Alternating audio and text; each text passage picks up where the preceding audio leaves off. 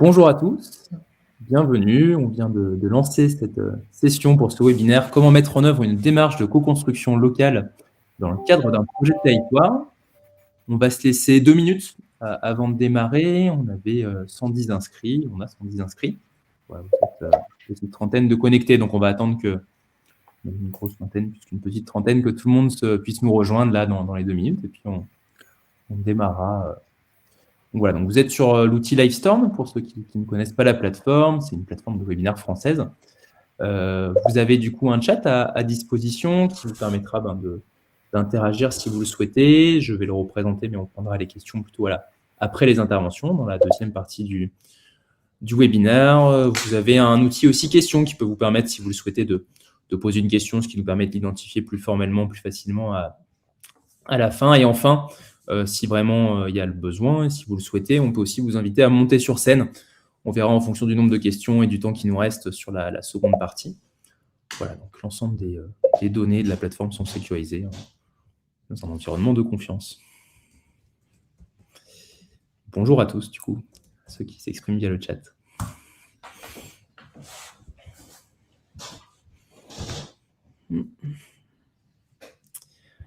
Voilà, on est 32 maintenant, on a pas mal de gens qui nous rejoignent là, depuis une minute.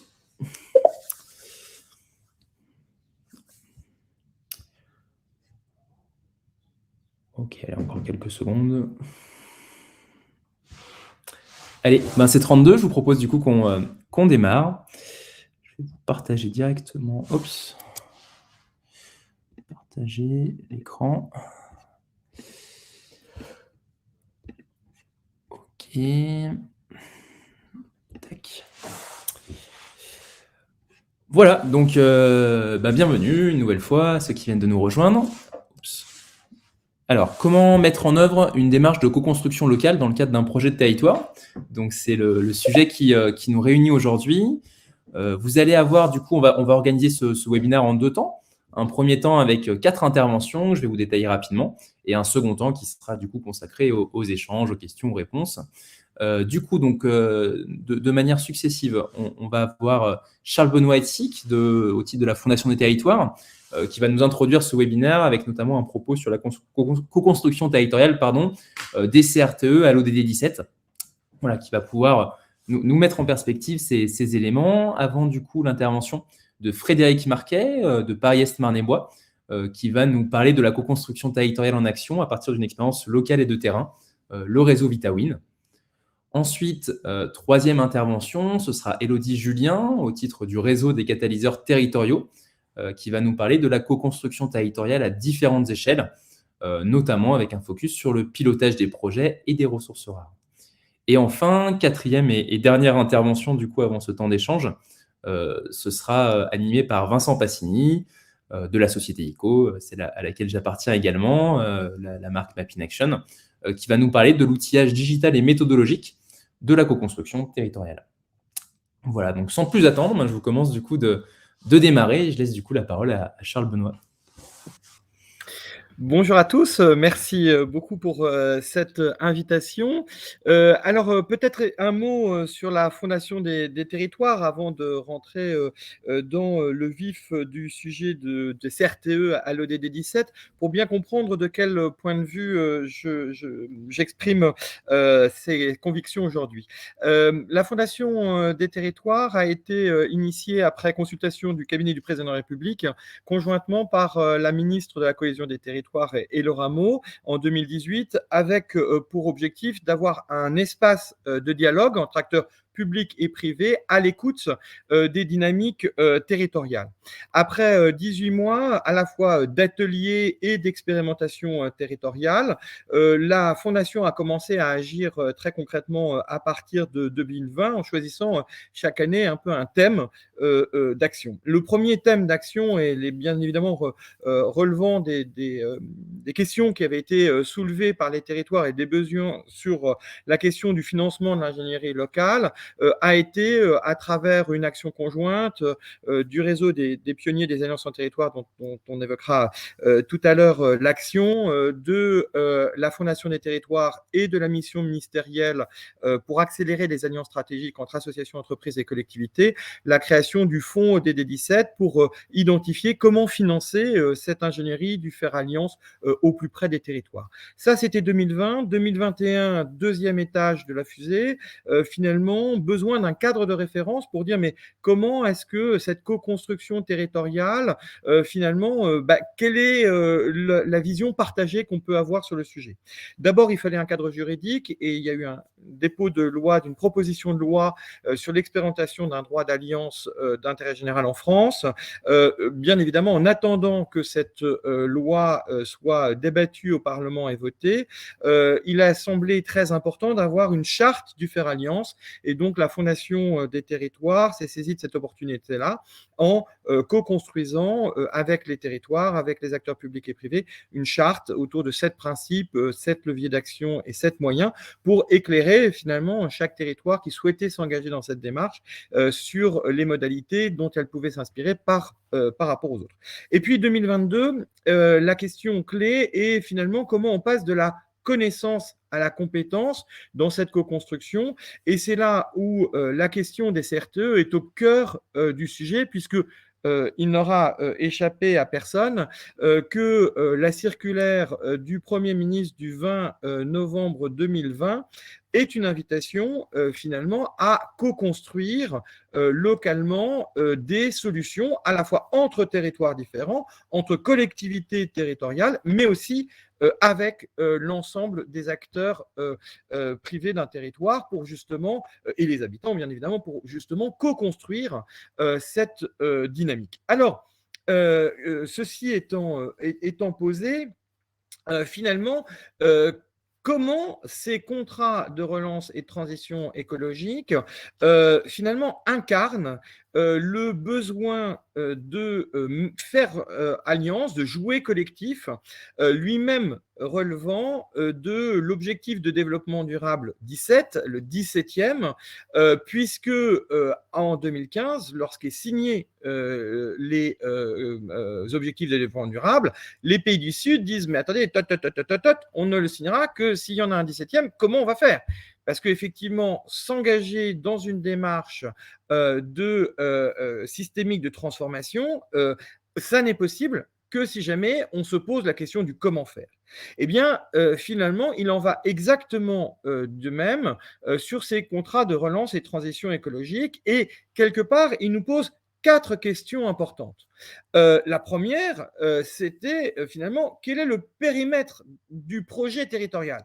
Et ça, c'est très intéressant parce que finalement, l'invitation à déterminer entre les collectivités territoriales quel est le juste périmètre d'un projet de territoire, c'est déjà une première étape très intéressante. C'est sortir du millefeuille habituel administratif pour se dire finalement quel est l'échelon pertinent pour nous, collectivités territoriales, déterminer finalement là où un projet de territoire a du sens. Donc, premier élément, et j'insiste lourdement là-dessus, qui sort finalement des démarches classiques et habituelles, c'est de dire, mais quel est non plus l'échelon administratif, mais l'échelon pour construire ensemble un projet de territoire. Premier élément en quoi ces CRTE ont été une avancée majeure dans cette capacité à construire ensemble des solutions. Deuxième étage de la fusée, c'est les collectivités territoriales étaient invitées à élaborer un projet de territoire. Et ce qui est très intéressant dans les démarches qui ont été mises en place, et je pense notamment au kit élaboration d'un projet de territoire qu'a réalisé l'ANPP, eh bien, c'est vraiment de pouvoir mobiliser les territoires, l'expérience des territoires pour dire, mais finalement, comment on élabore ce projet de territoire ? Ce n'est pas simplement un contrat entre l'État et les collectivités, c'est avant tout, finalement, quel est le besoin de notre territoire ? Quels sont déjà les acteurs qui y agissent, quelles sont déjà les actions qui y sont faites, quelles y sont les priorités et de ce fait, quel projet de territoire on peut se donner d'ici 2025 la fin du mandat des collectivités territoriales. Eh bien, ça, deuxième étage très intéressant, cette co-construction, cette élaboration d'un projet de territoire est bien évidemment une deuxième innovation. Il ne s'agit pas simplement de se dire comment est-ce qu'on va financer l'équipement ou tel élément, mais vraiment comment on intègre ça dans un projet pour répondre aux besoins, aux acteurs et aux actions déjà engagées sur le territoire. Et encore une fois, j'invite ceux qui le souhaitent à regarder le kit élaborer son projet de territoire qui a été réalisé, co-construit par la NPP, parce qu'il est parti non pas d'une théorie, mais de la pratique des territoires qui étaient déjà dans cette démarche avant même les dynamiques de CRTE. Et c'est là où aussi où ça a été très intéressant, c'est que quelque part, comme la méthode était un peu nouvelle, eh bien, il y avait deux façons de la faire. Soit la faire en théorie, soit de partir de la pratique des collectivités et des territoires qui étaient déjà à l'œuvre pour finalement la mettre à disposition des autres. Et c'est vraiment ce qu'a souhaité faire la NPP. Et objectivement, quand la démarche d'élaboration de ce kit a été faite, on pensait qu'une dizaine ou une quinzaine de territoires finalement viendraient contribuer à cette élaboration d'un kit commun. Et en fait, c'est plus de 70 territoires qui y ont contribué en apportant qui l'outil qu'il utilisait, qui le témoignage de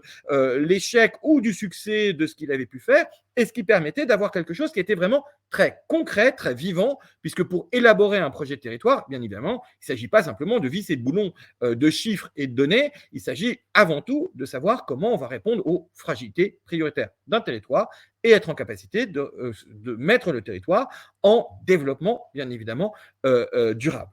La troisième étage de la fusée, finalement, c'est maintenant. Parce qu'une fois que les contrats sont signés et cette contractualisation entre l'État et les collectivités est engageante des deux côtés, une fois qu'on a défini le bon périmètre, une fois qu'on a élaboré le projet de territoire et que quelque part, grâce à cela, on a le financement d'État pour mettre en œuvre cette logique-là, eh bien la question c'est comment on va le co-construire. Et cette démarche de co-construction locale, finalement, à l'échelle du projet de territoire qui a été défini, eh bien, c'est tout l'enjeu d'aujourd'hui. Et c'est là où les travaux préalables qui ont été menés pour savoir où s'informer sur comment co-construire, parce que c'est un grand mot, co-construire, tout le monde l'utilise. Entre parenthèses, il y a 15 ans, quand le rameau a été créé, c'est un sujet, un barbarisme. Aujourd'hui, c'est devenu un mot à la mode. Mais dans la concrète de tous les jours, comment on fait ? Eh bien, les collectivités territoriales peuvent aller sur l'espace Alliance et territoires du ministère de l'Éducation nationale, association.gouv.fr, où toutes les semaines, une information est donnée sur cette co-construction territoriale pour s'informer sur finalement ce que font aujourd'hui les territoires dans cette dynamique. Deuxième étage de la fusée, la question est comment on se forme à cette dynamique-là. Et c'est là où la plateforme L'innovation territoriale en action permet de pouvoir capitaliser les méthodes qui ont fait leurs preuves et partager entre pionniers. J'imagine que Élodie Julien, la secrétaire générale du réseau des pionniers des alliances en territoire qui anime cette plateforme, en parlera tout à l'heure mieux que moi. Et puis, dernier élément, finalement, comment on agit concrètement ensemble. Et c'est là où la plateforme de capitalisation, l'ODD 17 en pratique, odd17.org, finalement permet de capitaliser les données, les outils et les compétences qui ont déjà cheminé et qui sont mises à disposition des collectivités territoriales et des acteurs de terrain qui souhaitent mettre en œuvre concrètement, c'est-à-dire s'engager dans cette démarche de co-construction. Et j'en finirai là ma présentation, mais la question qui s'ouvre à nous aujourd'hui, c'est comment tout cela va être évalué. Et nous avons publié, pas plus tard que jeudi dernier, avec l'Institut pour la recherche de la Caisse des dépôts, l'étude d'impact sur l'impact de cette co-construction, hein, ODD 17, les impacts du Faire Alliance en France, qui montre aujourd'hui qu'entre 2015 et 2021, nous sommes passés d'un devoir d'alliance à une envie d'alliance avec une réalité de cette capacité à agir sur le terrain extrêmement concrète. Mais il y a deux sujets qui se posent.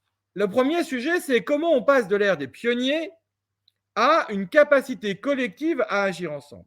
C'est là où la démarche de la Fondation des territoires, de ce programme chef de projet d'innovation territoriale, a pour objectif justement de se poser la question comment on peut outiller, comment on peut former, comment on peut faire monter en compétences les acteurs déjà présents sur les territoires, qui sont à l'articulation entre l'ingénierie des politiques publiques, entre l'ingénierie des projets d'innovation territoriale. On a tous et on connaît tous, bien évidemment, sur nos territoires, des projets d'innovation qui sont nés sur les territoires, développés sur les territoires. On peut penser aux plateformes initiatives, par exemple. On peut penser à de très nombreuses initiatives. WeMove, en termes de mobilité. Il existe de très nombreuses solutions territoriales, finalement, qui existent. Et la troisième ingénierie, c'est cette ingénierie de catalyse territoriale, du lien ensemble. Et finalement, comment est-ce qu'on a, du côté des collectivités territoriales, des acteurs qui sont formés pour pouvoir articuler l'ensemble de ces ingénieries. Parce que c'est un vrai sujet. C'est-à-dire que quelque part, si on veut que cette co-construction ne devienne pas cacophonie, eh bien, il faut qu'il y ait une montée en compétences collectives sur cette capacité à apprendre à faire alliance. Nous avons à apprendre à faire alliance. Il y a une envie d'alliance, mais nous ne savons pas encore comment faire alliance. Alors, je rassure tout de suite nos auditeurs, l'agenda 2030 des objectifs de développement durable, c'est sur 15 ans, ce n'était pas sur 7 ans, donc on est à mi-chemin, donc on est déjà passé du devoir de faire alliance à l'envie de faire alliance, c'est déjà un pas, il nous reste encore 7 ans pour apprendre à faire alliance. Et donc, ce programme chef de projet d'innovation territoriale, c'est vraiment comment on articule les talents publics, associatifs, économiques, académiques d'un territoire et comment on peut le faire. Mais on peut avoir les meilleurs talents du monde, on peut être passé finalement des pionniers à des troupes de génie, on peut rêver que demain chacun sache comment faire alliance, encore faut-il qu'il y ait des outils qui soient pertinents pour faire deux choses. D'une part, pour capitaliser le chemin, parce que souvent on voit l'évaluation comme finalement la finalité de quelque chose. Mais si on n'a pas capitalisé le chemin, si on n'a pas tout en chemin gardé la mémoire du chemin, et ben à la fin, on peut avoir réussi ou échoué. Ben, si on n'a pas gardé trace, c'est compliqué à faire. Et puis le deuxième élément, bien évidemment, c'est de pouvoir évaluer sur des éléments factuels. Et c'est là où, eh bien évidemment, dans le cadre de ce programme chef de projet d'innovation territoriale, il nous a paru absolument évident de pouvoir nous appuyer sur les solutions proposées par Mapping in Action, parce que ça permet à la fois de visualiser l'ensemble d'un écosystème, qu'il soit territorial, régional ou national, et ça permet surtout de pouvoir avoir une conservation dans le temps et une évolution dans le temps pour pouvoir piloter cette transformation. Et c'est en cela qu'il nous semble absolument essentiel aujourd'hui d'intervenir au travers de ce webinaire pour dire combien les deux conditions pour que cette envie d'alliance, encore une fois, qui existe en France, 81% des Français, 92% des maires, 84% des dirigeants d'entreprise et 97% des dirigeants associatifs ont envie de faire alliance, mais pour que ça puisse être fait, il faut qu'il y ait des femmes et des hommes de talent qui soient formés pour le faire, et il faut qu'on ait les bons outils pour le faire. Et ça va sans dire, mais ça va mieux en le disant, et ça sera une transition toute trouvée par l'une des pionnières de cette catalyse territoriale qui, depuis plus de 10 ans, 12 ans maintenant, œuvre sur son territoire. Vous aurez reconnu Frédéric Marquet, mais ce n'est pas à moi de faire les transitions. En tous les cas, merci infiniment de nous avoir invités et merci peut-être plus encore à la solution Map in Action d'avoir répondu à la question que nous nous posions, c'est comment est-ce qu'on peut cartographier les écosystèmes pour les rendre lisibles et visibles auprès de tous, et comment on peut piloter en gardant mémoire du cheminement, parce que là encore, si jamais on n'a pas une visualisation partagée, si on n'a pas une capacité de pouvoir piloter avec les outils adaptés cette co-construction, eh bien, elle reste simplement une envie, une intuition, mais pas une réalité de terrain. Or, aujourd'hui, nous avons besoin de passer de l'envie à la réalité de terrain. Merci à vous. Merci beaucoup, Charles Benoît. Moi, je vous laisse l'honneur d'avoir fait cette transition que vous aurez fait beaucoup mieux que moi, de toute façon, du coup. Je vais partager mon écran pour que Frédéric puisse prendre la main.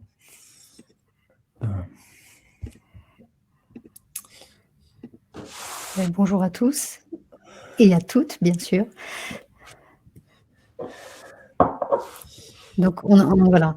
Merci beaucoup à ICO de nous avoir conviés à ce webinaire. C'est l'occasion pour nous aussi faisant la transition avec ce que Charles Benoît a dit, de vous présenter vraiment de manière pragmatique une action qu'on a pu mener sur un territoire. Donc moi, je suis Frédérique Marquet, je suis directrice adjointe à l'innovation et aux expérimentations territoriales au sein de la direction du développement économique d'un établissement public territorial qui s'appelle Paris-Est Marne-et-Bois, et comme son nom l'indique, qui est une intercommunalité à l'est de Paris, donc issue de la métropole du Grand Paris, et donc composée de 13 villes avec donc 510 000 habitants dans le Val-de-Marne. Voilà, Valérian, la suite, s'il te plaît, voilà. Et donc ce qui est intéressant à dire, c'est qu'en termes d'historique, de contexte historique de ce territoire, c'est que ces villes-là, elles sont issues donc de la loi NOTRe qui a obligé les collectivités à se regrouper pour travailler ensemble sur certaines compétences, mais certaines collectivités avaient l'habitude de travailler déjà de manière concertée, et or ce territoire très peu. Et donc, c'est important de noter qu'on est parti en fait d'une feuille blanche où les 13 villes n'avaient pas beaucoup l'habitude de travailler ensemble, et qu'il a fallu, nous, territoires, les amener à travailler ensemble et faire la preuve qu'on pouvait apporter aussi une valeur ajoutée à leurs activités à l'échelle de leur ville. Et donc, quand ils ont créé donc la direction de l'économie et de l'emploi, ils ont accepté qu'il y ait un axe innovation et innovation et expérimentation territoriale. Et on a entendu, donc on est en novembre 2018, en septembre 2018, et donc l'axe innovation, il est à la fois sur une partie qu'on pourrait qualifier de high-tech, auprès des startups, avec des incubateurs, le développement de tout ce qui est le potentiel lié aux nouvelles technologies, mais aussi une approche d'innovation en termes d'animation du territoire. C'est comment on peut animer autrement les acteurs d'un territoire pour trouver des solutions ensemble à des enjeux, des problématiques de territoire. Et donc, ce qui a été accepté lorsque je suis arrivée donc, au territoire en septembre 2018, c'est cette approche-là qui devient au fil des années une sorte d'ADN en fait à Paris-Est Marne-et-Bois, et qui peut répondre justement à une forme de problématique qui était liée au fait d'avoir peu d'expérience du travail en commun et aussi pas beaucoup de moyens humains finalement. Et donc, ce qui a été mis en place, c'est la création d'un dialogue territorial, c'est-à-dire que la volonté de se dire que l'innovation territoriale, en termes d'animation des acteurs du territoire, passera par les dialogues territoriaux entre acteurs, donc une forme de transversalité entre acteurs pour trouver des solutions aux enjeux du territoire. Donc cette approche-là de dialogue territorial s'appuie à la fois sur une preuve de concept. Comme le disait Charles Benoît, ça fait de nombreuses années que je travaille sur ces approches-là et que j'avais pu faire une première expérience à l'échelle de 2 villes sur de faire travailler ensemble, de créer des alliances entre acteurs d'un territoire à l'échelle de 2 villes sur différentes thématiques. On s'appuie aussi à l'échelle du territoire sur un réseau d'espaces de coworking qui est géré par l'établissement public territorial, par Paris-Est Marne-et-Bois. Ça, c'est très important parce qu'il faut des lieux d'ancrage en fait, de ces alliances. À un moment donné, il faut que, bien sûr qu'avec la crise sanitaire, on a été un petit peu contraints et on s'est beaucoup moins vu physiquement, mais il faut des lieux qui ancrent ces alliances et cette transversalité. Et donc, le territoire gère un réseau d'espaces de coworking et peut s'appuyer aussi sur un réseau d'espaces de coworking privés. On s'appuie sur un autre réseau qui est un réseau de clubs d'entreprise qui a une forte appétence RSE, et ça c'est important de le dire, parce que sur l'établissement public territorial, il y a environ, comme je le dis après, une cinquantaine, 50 000 établissements entreprises avec 94% de TPE et PME. Et donc, elles n'ont pas forcément d'obligation d'agir sur ces champs-là, sur un des piliers, mais elles ont très, très envie de le faire. Et donc, on peut s'appuyer aussi sur ce réseau-là. Il y a aussi parmi ces structures d'acteurs économiques, 1145 structures employeuses de l'économie sociale et solidaire, plus des entreprises plus dites, plus classiques, on va dire. Et puis, on peut s'appuyer sur 2 partenariats qu'on a avec nos incubateurs de la Green Tech Innovation, qui est l'incubateur du ministère de la Transition écologique, et de l'IGN aussi, avec l'IGN Fab. Et donc là, on peut aussi faire des liens, des passerelles avec la haute technologie des startups qui sont incubées dans ces incubateurs. Tout ceci, en fait, ces atouts, c'est guidé par un cadre, comme on l'a dit tout à l'heure, comme Charles Benoît l'a dit tout à l'heure, il y a donc le dispositif des bassins d'emploi qui monte en puissance. Qu'est-ce que c'est qu'un bassin d'emploi? C'est une problématique, enfin, le bassin d'emploi est à l'échelle d'un territoire, donc c'est la stratégie à l'échelle du territoire. Un plan climat et énergie aussi, qui est très en lien avec l'agenda 2030 et qui va être voté prochainement. Et nous avons un CRTE qui a été également voté en décembre 2021. Voilà, alors tout ceci pour vous dire que, eh bien, quand je suis arrivée en septembre 2018, l'idée était d'identifier en fait un des enjeux du territoire pour pouvoir mettre en application cette approche de dialogue territorial et de faire travailler les acteurs entre eux. Le premier enjeu qui a été identifié au fil des premières rencontres que j'ai pu faire, c'est l'enjeu de rapprocher école, élèves et entreprises. Donc là, on était bien avant la crise du Covid et on voit bien qu'aujourd'hui, ça s'est renforcé avec voilà, le plan de relance, l'approche aussi de l'État sur un jeune, une solution, enfin tous ces dispositifs-là. Mais nous, déjà, en novembre 2018, avec certains acteurs donc, de l'éducation nationale, du MEDEF, de la Chambre de commerce, on s'était dit, il y a une problématique, il faut qu'on arrive à trouver des solutions ensemble à cet enjeu-là, parce qu'aujourd'hui encore, il y a encore des élèves de 3e qui ne trouvent pas, par exemple, de stage voilà, d'une semaine. Donc, c'est quand même étrange parce qu'ils ne trouvent pas de stage. Et en même temps, on sait que les entreprises sont prêtes à les accueillir puisqu'on a des clubs d'entreprise qui nous disent « mais il n'y a pas de problème ». Et donc, il faut se questionner sur ça. Donc, on a créé un collectif avec, vous voyez, les logos des… non, c'est encore la slide précédente.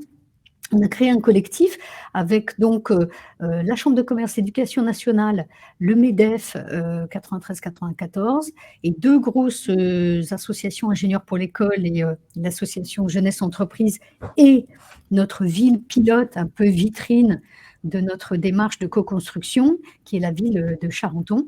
Et donc nous nous sommes rencontrés pendant 1 an pour créer une dynamique qui s'appelle VitaWin. Et pourquoi 1 an? Vous allez me dire, c'est un peu long quand même. Eh bien, pas du tout.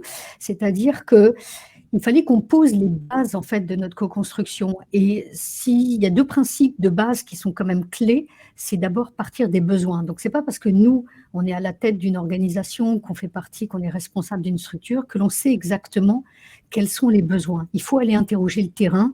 C'est eux qui peuvent dire quels sont les besoins. Et le 2e principe de fonctionnement, c'est de faire les choses ensemble. Donc, c'est assez exigeant comme méthode, puisqu'on ne décide pas chacun dans son bureau, et ce n'est pas moi qui, en tant que porteur du projet, donc catalyseur de cette dynamique, qui va décider toute seule dans mon bureau de ce que je veux faire. Je peux avoir des idées, mais elles doivent être confrontées, concertées avec les 6 partenaires que nous avons pour voir si elles sont pertinentes. Et donc, nous avons créé en novembre 2018 et jusqu'en novembre 2019, nous sommes concertés et nous avons créé une dynamique qu'on va vous présenter là en images. C'est une petite vidéo d'1 minute 42 qui, c'était un vrai défi de faire cette vidéo, même pour nos prestataires, parce qu'il fallait qu'elle puisse être comprise par tous les acteurs que je viens d'évoquer, une entreprise, une association, un élève, un professeur d'éducation nationale. Et donc, c'était important on a beaucoup travaillé sur cette vidéo avant de pouvoir la réaliser. Donc, je vous la présente et ensuite, je reprends la parole.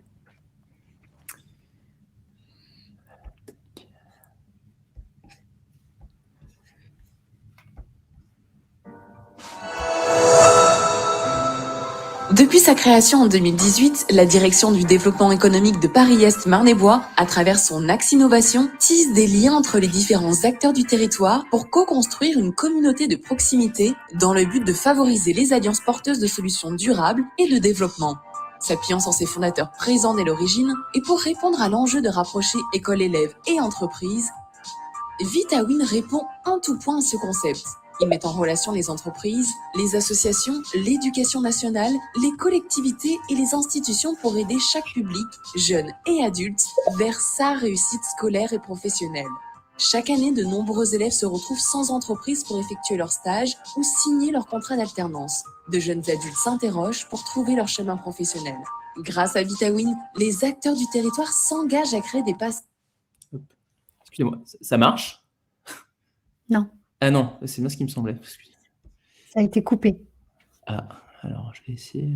Hop. Excusez-moi, sinon on vous l'enverra. Dernier essai. J'ai eu un doute. Je vais essayer avec l'écran entier. Peut-être pas l'écran, non? Si, justement, si j'avais mis qu'une image. C'est toujours compliqué les partages vidéo. Je vais essayer comme ça. Depuis sa création en 2018, la Direction du développement économique de Paris-Est Marne-et-Bois, à travers son axe innovation, tisse des liens entre les différents acteurs du territoire pour co-construire une communauté de proximité dans le but de favoriser les alliances porteuses de solutions durables et de développement. S'appuyant sur ses fondateurs présents dès l'origine et pour répondre à l'enjeu de rapprocher école-élève et entreprise, VitaWin répond en tout point à ce concept. Il met en relation les entreprises, les associations, l'éducation nationale, les collectivités et les institutions pour aider chaque public, jeune et adulte, vers sa réussite scolaire et professionnelle. Chaque année, de nombreux élèves se retrouvent sans entreprise pour effectuer leur stage ou signer leur contrat d'alternance. De jeunes adultes s'interrogent pour trouver leur chemin professionnel. Grâce à VitaWin, les acteurs du territoire s'engagent à créer des passerelles entre l'école et l'entreprise, à s'impliquer de manière active pour mieux se connaître et connecter les différents mondes entre eux. En un clic, grâce à la carte Map in Action, un jeune ou un adulte pourra identifier des contacts ressources les plus à même de répondre à sa recherche. De même, ils pourront directement rencontrer les protagonistes à travers des événements locaux. Contribuer à VitaWin, devenir un VitaWinner, c'est s'impliquer dans l'avenir de l'Est parisien. C'est répondre aux enjeux d'avenir du territoire en devenant un des maillons indispensables à cette chaîne de valeurs communes, c'est-à-dire un acteur qui agit, qui s'engage et qui compte. Plus qu'une synergie, VitaWin, c'est un dialogue territorial innovant, un réseau de confiance pour avoir un impact social fort. Avec VitaWin, prenez le chemin de votre réussite. Merci beaucoup. Depuis sa création en Donc, en fait, Voilà. merci beaucoup. Donc, en fait, avant d'arriver à cette vidéo, on a travaillé pendant 2 ans. Donc, je vais juste vous présenter en fait les différentes étapes de développement parce que c'était important pour nous de le signifier aussi dans l'approche de la co-construction.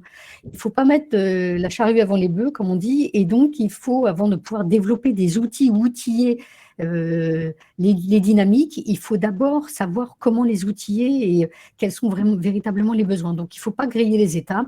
Et donc, il est vrai qu'il faut accepter qu'on soit dans le temps long. Donc, les différentes étapes de développement de la dynamique, depuis novembre 2018, elles sont les suivantes. Donc, comme je vous l'ai dit, on a conçu les choses avec un petit groupe, un comité de pilotage, et ça a duré pendant 1 an. Et au bout d'1 an, on s'est dit, ben oui, c'est pas à nous de décider quels sont les besoins. On va inviter donc les acteurs concernés. Et donc, on a invité très largement l'éducation nationale, les entreprises, les institutions, les collectivités, les associations. Ils sont venus, ils étaient une centaine d'acteurs et on les a fait travailler ensemble en novembre 2019. Et on leur a posé juste une question, c'est si vous deviez travailler ensemble sur cet enjeu-là de rapprocher école, élèves et entreprises, quelles seraient vos priorités d'action? Et ça peut paraître vraiment étonnant et tomber sous le sens, mais la priorité numéro 1 qu'ils ont dit, c'est se connaître. La deuxième, c'est de faire des choses ensemble, d'agir ensemble. Et la troisième, c'est d'accompagner les acteurs. Parce que ce n'est pas parce qu'on est volontaire pour faire des choses et qu'on a de l'appétence pour agir de manière locale qu'on sait forcément le faire. Une entreprise, elle a voilà, sa spécialité. Ce n'est pas pour ça qu'elle connaît aujourd'hui tous les secteurs de l'éducation nationale ou les formations et autres, ou qu'elle sait, si admettons qu'elle veuille accueillir un élève de troisième, elle ne va pas savoir où aller chercher l'information, qui peut l'aider. Donc, c'était important d'identifier donc, ces 3 priorités d'action. Malgré le Covid et la crise sanitaire, nous avons réussi à faire 3 réunions en 2020, donc une en janvier, février, et puis ensuite en décembre. Bien sûr, on a essayé de maintenir notre dynamique malgré le contexte qui nous a éloignés un peu les uns des autres.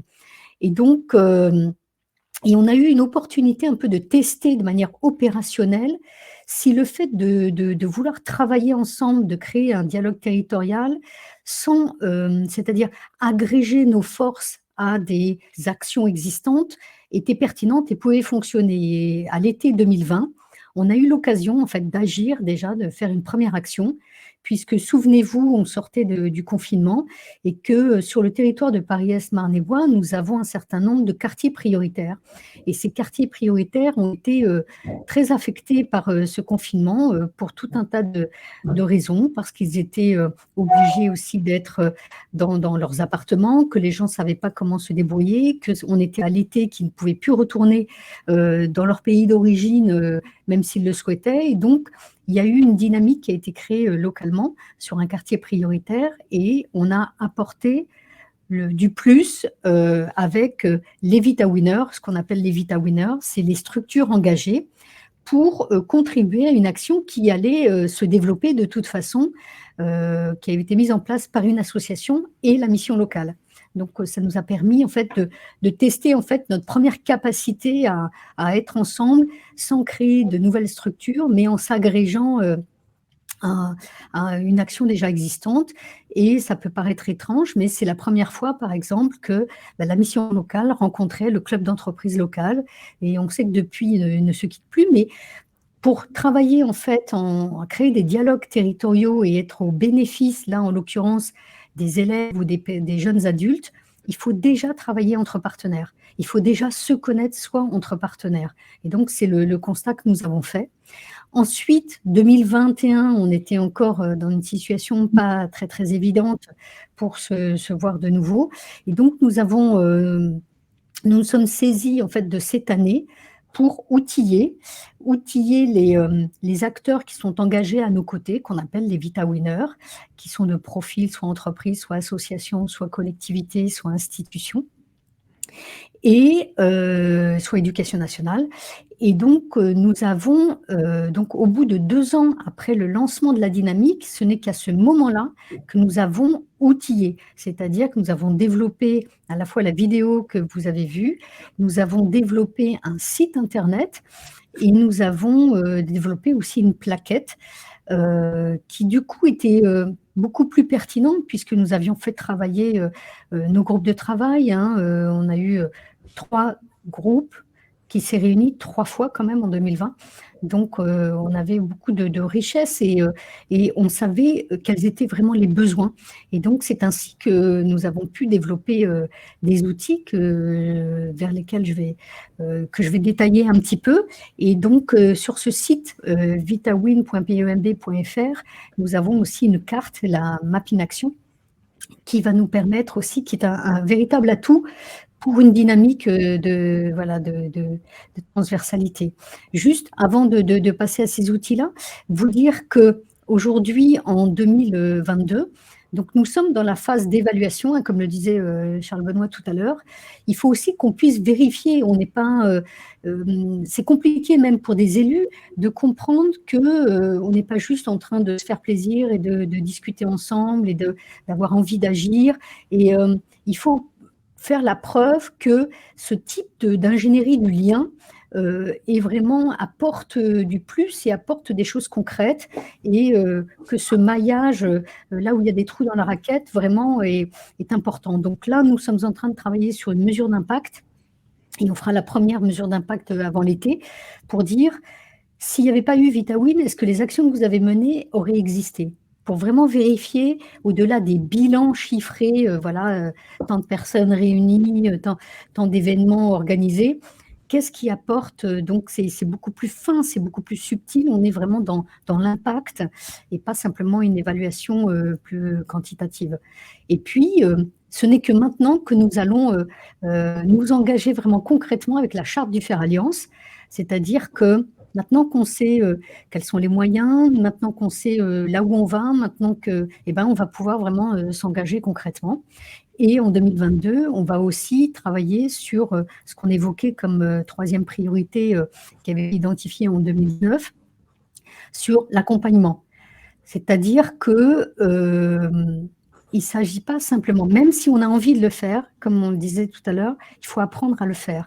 Et donc, notre rôle à nous, en tant que catalyseur territorial, c'est d'accompagner les différents acteurs qui ont des besoins, qui ont des envies, sur le fait de travailler ensemble. Donc, cette approche-là, plus, bien sûr, faire connaître et valoriser tout ce qui est fait ensemble. Donc, on n'est pas prêt d'avoir fini de travailler, mais donc nous en sommes là.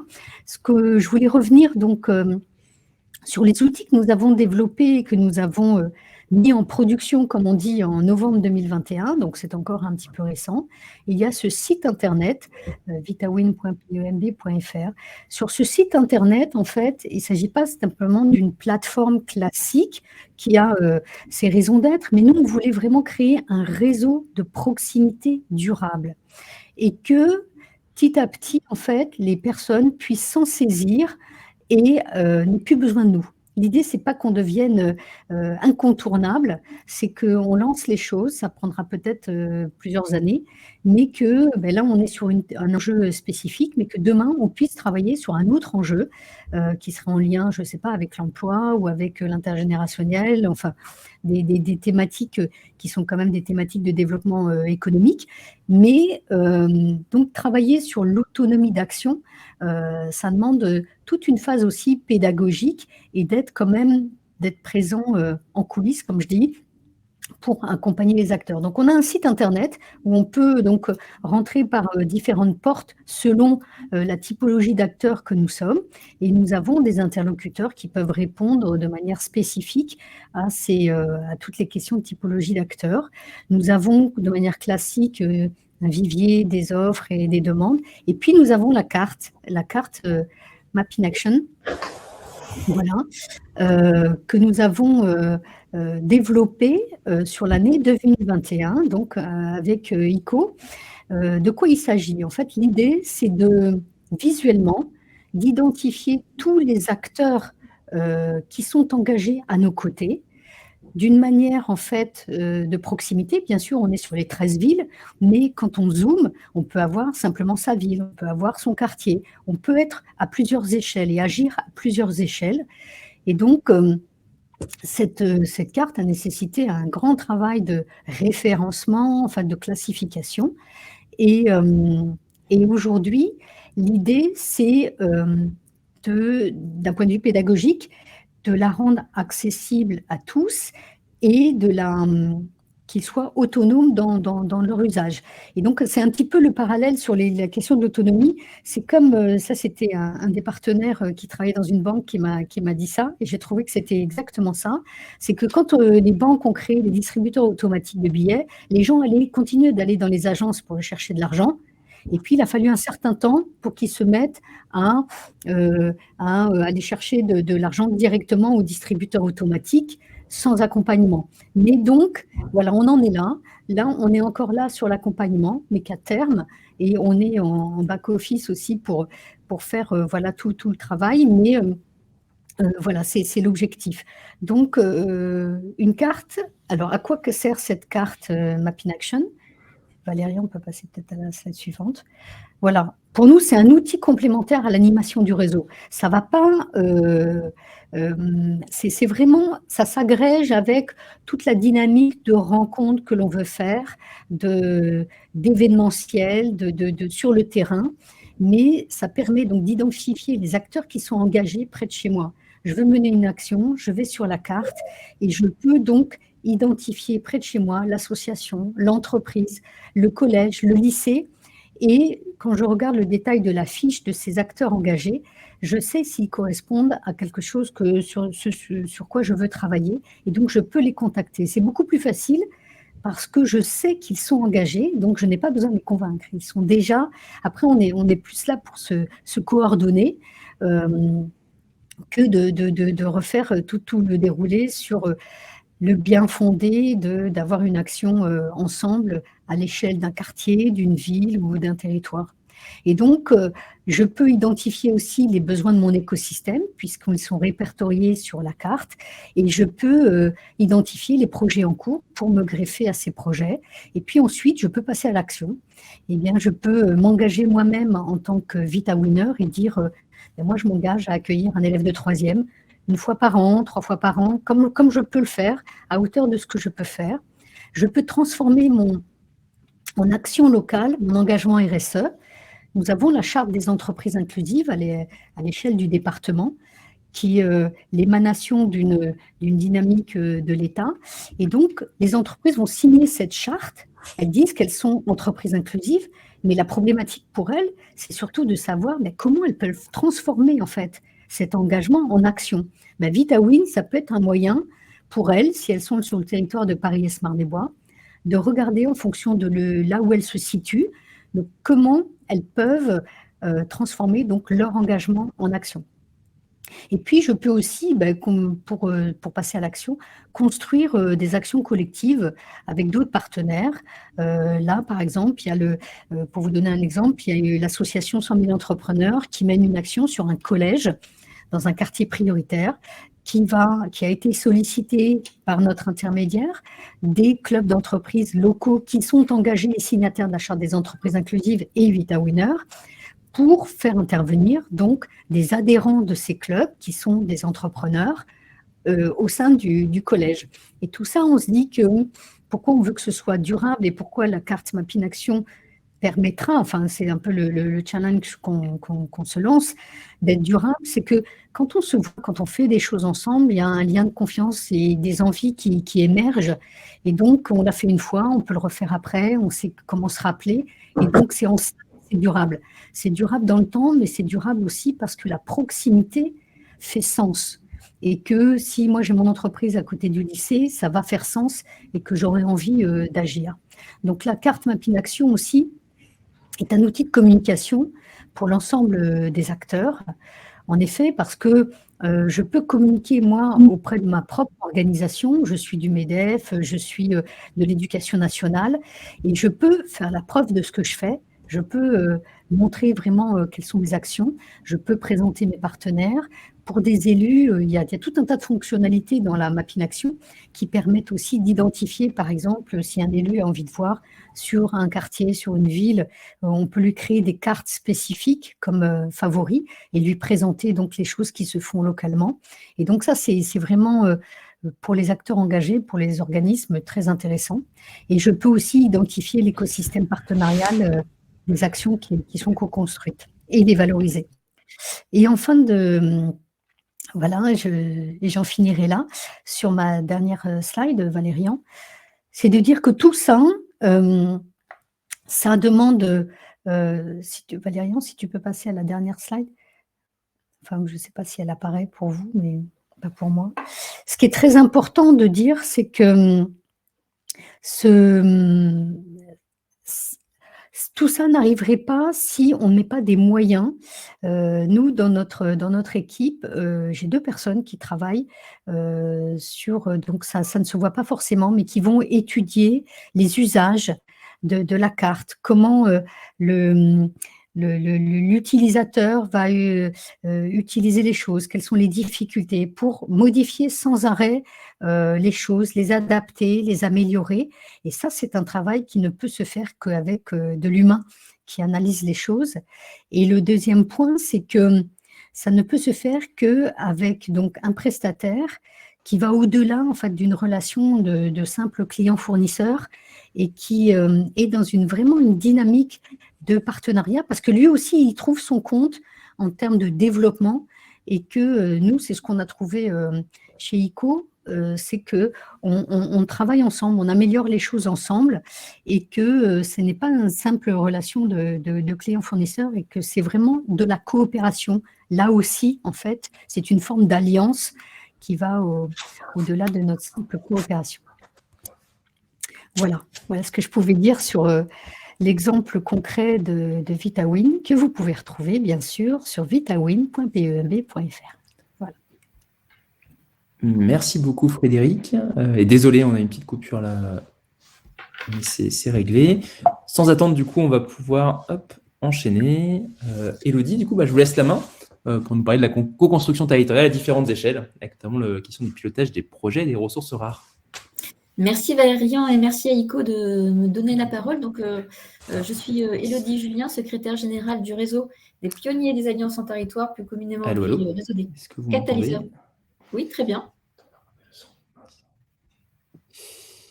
Valérian, on vous entend très bien. Oui, on m'entendait très bien. Pardon, alors c'est nous, excusez-moi. Quelques soucis techniques de connexion, bien sûr. Donc, Élodie Julien. Est-ce que là, c'est bon? Vous voyez l'écran? Oui, c'est très bien. C'est parfait, Valérian. Donc, le réseau des catalyseurs territoriaux, donc en quelques mots quand même pour expliquer qui on est. C'est un réseau Est-ce que vous voyez l'écran? C'est un réseau de plus de 350 acteurs que l'on retrouve partout en France, qui a été créé en 2014. Allô? Oui, Valérian, on vous entend. Pour partager entre pairs les pratiques de ces fameux catalyseurs territoriaux. Alors, en attendant que Valérian continue à régler son petit souci, je vais vous présenter ce qu'est un catalyseur, parce que c'est important. Allô, est-ce que vous m'entendez? Oui, Valérian, on vous entend bien. Oui, bon. Frédéric est-ce que Élodie est en train de parler? Excusez-moi, on a un problème technique apparemment. Frédéric est l'une des illustratrices du catalyseur, mais c'est un tiers de confiance qui organise l'interconnaissance entre des acteurs qui sont... Là, vous nous entendez? Est-ce que c'est tout bon? Désolé, tout est OK pour l'écoute. Alors, le problème vient peut-être du côté d'Élodie. Du coup, on va proposer à Vincent Non, le problème vient de vous, Valérian. Tout le monde entend bien. Élodie, je pense que vous avez un problème de connexion de votre côté. OK, pardon. Dites-moi quand je change là. On ne parle plus, désolé.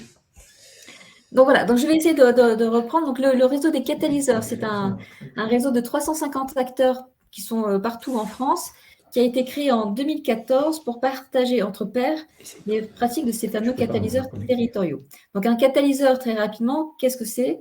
C'est un tiers de confiance qui va organiser l'interconnaissance entre des acteurs qui sont différents, qui crée les conditions d'une confiance partagée dont parlait Charles Benoît tout à l'heure, et il va favoriser l'émergence de synergies et finalement, in fine, des projets de territoire. Ce que j'aime beaucoup, c'est l'expression de Frédéric Marquet qui parle de maillon polyglotte. Maillon parce qu'il provoque les interactions, il fait en sorte que les acteurs se parlent, et polyglotte parce qu'il échange avec tous les acteurs du territoire, que ce soit les entreprises, les associations, les acteurs publics, les acteurs académiques, et finalement, il comprend leurs enjeux et arrive à trouver un langage commun. Ça, c'est le premier point. Puis ensuite, ce qui est important aussi à comprendre, c'est slide précédent. Voilà. Les catalyseurs peuvent être issus de profils très divers. Cela peut être des acteurs économiques, des associations, des fondations comme la Fondation de Lille, des acteurs académiques, des acteurs publics locaux comme le territoire Paris-Est-Marne-et-Bois. Et du fait de leurs profils qui sont assez divers, ils ont chacun une façon de faire la catalyse, mais ils ont tous la même finalité, c'est de susciter l'interconnaissance et les interactions pour répondre aux besoins du territoire. Donc, ce qu'il faut retenir, c'est que le catalyseur, il est porteur d'une ingénierie, c'est-à-dire un savoir-faire, qui est dédié au développement des relations entre les organisations du territoire. Et pour terminer sur le réseau plus particulièrement, son rôle, c'est d'animer ces 350 catalyseurs. Donc, on a des journées annuelles. La prochaine sera le 5 juillet, où on met ensemble les praticiens et les acteurs territoriaux. On anime des webinaires, le prochain et la semaine prochaine, qu'on fait avec la Fondation des territoires, justement sur la charte du FAIR Alliance. Et la deuxième mission du réseau, c'est de pouvoir outiller les acteurs territoriaux. Et pour ça, on copilote la plateforme L'innovation territoriale en action, dont Charles Benoît a remis le lien dans le chat tout à l'heure. Donc, n'hésitez pas à les consulter. Valérian, je veux bien que vous passiez le slide suivant. Alors, grâce au retour d'expérience de ces différents acteurs économiques, qu'est-ce qu'on peut dire, qu'est-ce qu'on constate, qu'est-ce qu'ils nous disent? C'est que pour qu'un projet de territoire puisse se développer, il y a évidemment des enjeux d'articulation et d'interaction. tout d'abord au niveau même du territoire, entre les acteurs eux-mêmes, pour qu'ils puissent interagir et co-construire, mais il y a aussi parfois des enjeux d'articulation entre les différents échelons territoriaux. Il faut que parfois que le local s'articule avec le niveau régional, avec le national, voire avec l'international. Et par exemple, le projet de réhabilitation de la base militaire 112 à Reims, au départ, il y a eu un cercle concentrique d'acteurs territoriaux autour de la base. Ils se sont mobilisés. Et puis ensuite, pour que le projet puisse s'ancrer encore plus dans son territoire et qu'il puisse se développer à la hauteur de ses ambitions, les écosystèmes régionaux puis les acteurs nationaux ont été au fur et à mesure impliqués. Le deuxième constat, c'est qu'on s'aperçoit que ces articulations, elles ne sont pas toujours simples à mettre en place. Par exemple, parce qu'on manque parfois de connaissances des uns et des autres, de leur complémentarité, de leur spécificité. Parfois aussi, on ne connaît pas ce que peut apporter tel ou tel acteur pour développer son propre projet. Puis on ne connaît pas forcément non plus toutes les compétences qui sont autour de nous et qui peuvent être mobilisées. Donc finalement, à partir de ces constats qui ne sont pas du tout exhaustifs, mais on a identifié 3 besoins pour qu'une démarche de co-construction puisse se développer. Et ce sont 3 besoins qui se situent à des échelles territoriales différentes. Alors, le premier besoin, c'est de pouvoir se situer, de pouvoir connaître son territoire, son écosystème. Donc, au niveau local, c'est quels sont les acteurs qui le composent, quels sont leurs liens éventuels. C'est ce que présentait Frédéric tout à l'heure. Finalement, quel est l'écosystème local dans lequel on évolue. Ça permet à chacun de pouvoir se situer, de voir quelles sont les interactions qui existent et celles qui n'existent pas, qui pourraient être développées, et ça permettrait de renforcer les actions de chacun. Le deuxième besoin, c'est plutôt d'avoir une vision plus macro, par exemple au niveau régional, des projets ou des projets stratégiques pour la région. Donc, quels sont ces acteurs, quelles sont les ressources qui sont mobilisées, et donc cette vision plus macro, ça permet d'avoir une vision donc globale des projets à fort enjeu, ceux qui mobilisent le plus de ressources, ceux qui partagent des ressources communes et qui pourraient d'ailleurs réfléchir à des mutualisations. Et cette vision plus macro, elle est intéressante pour permettre à chaque acteur local de se dire est-ce que je peux y contribuer, si oui, comment. Et puis alors le troisième besoin, qui est un besoin donc transverse, c'est de se dire comment je peux mobiliser des expertises rares qui vont m'aider à mettre en œuvre le projet parce qu'elles vont pouvoir faire le lien entre les besoins du territoire d'une part et son écosystème, ses projets et ressources d'autre part. Donc ça, c'est vraiment comment on mobilise les expertises rares. Alors, Valérien, je veux bien que vous passiez la suite. Donc, au niveau national, c'est vraiment le rôle du réseau de pouvoir identifier ces expertises rares. Et ces expertises, ce sont celles qui sont portées par les catalyseurs territoriaux. Ils ont vraiment un savoir-faire spécifique pour animer les liens entre les acteurs différents du territoire. Donc, ils peuvent avoir 4 formes d'expertise qu'ils peuvent développer. Ils peuvent organiser le dialogue territorial, et ça, c'est tout l'exemple que nous décrivait tout à l'heure Frédéric, en partageant la connaissance du territoire, en créant des rencontres, en sensibilisant, en mettant en relation.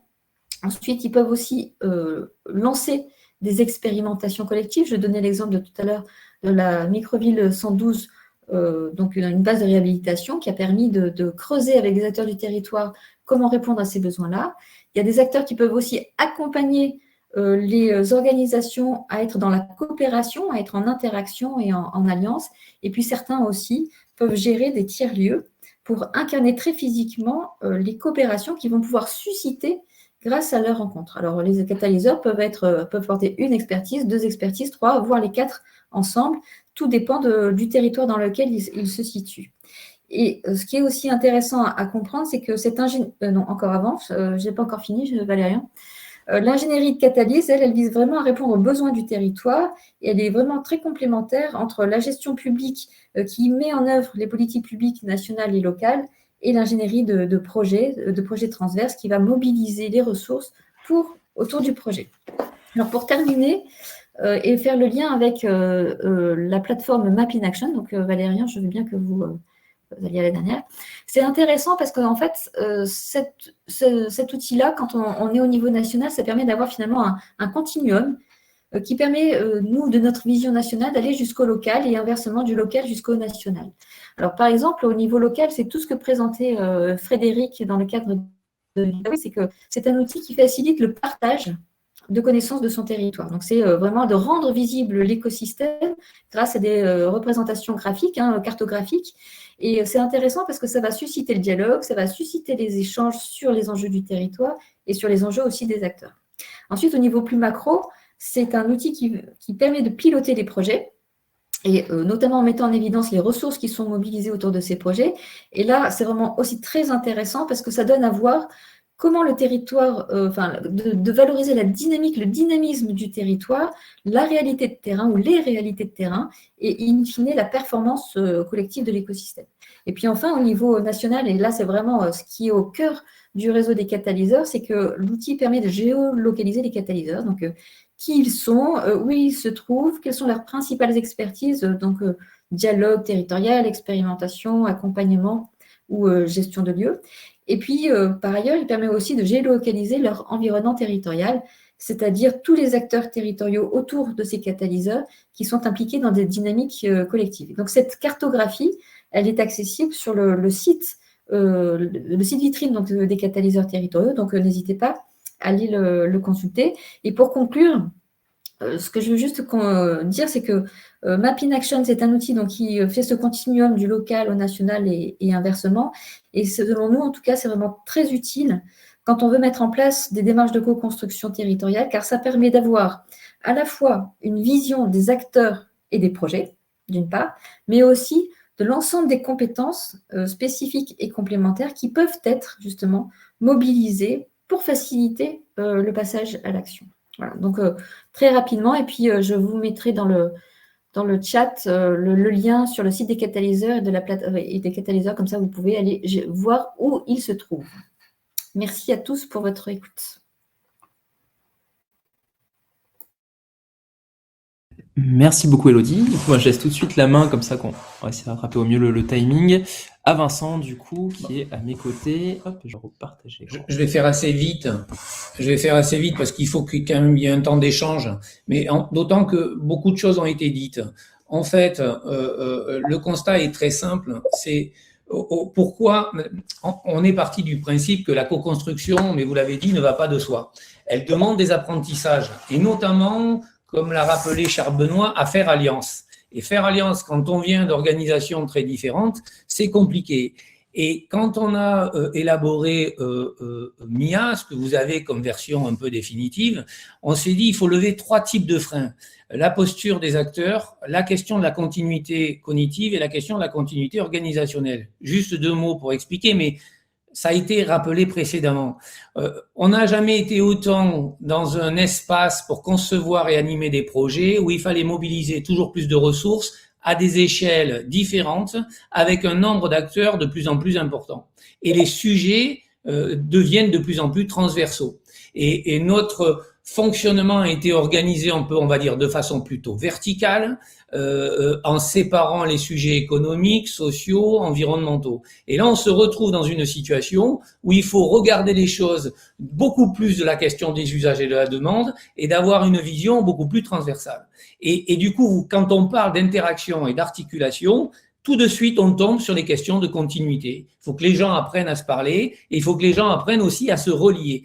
Et si vous voulez, quand dans une organisation classique, il y a des liens de subordination, il y a, comme on dit, un leader capitalistique. Sur un territoire, vous avez pas de tout ça et il faut le fabriquer et il faut surtout le fabriquer avec d'autres leviers. Et donc, c'est pour ça que MIA est né. Et du coup, l'idée était de dire, au fond, ça va nous renvoyer à nos chères études, pour certains en tout cas, c'est que pour refabriquer ça, il fallait retrouver une unité de lieu, unité d'action et unité de temps.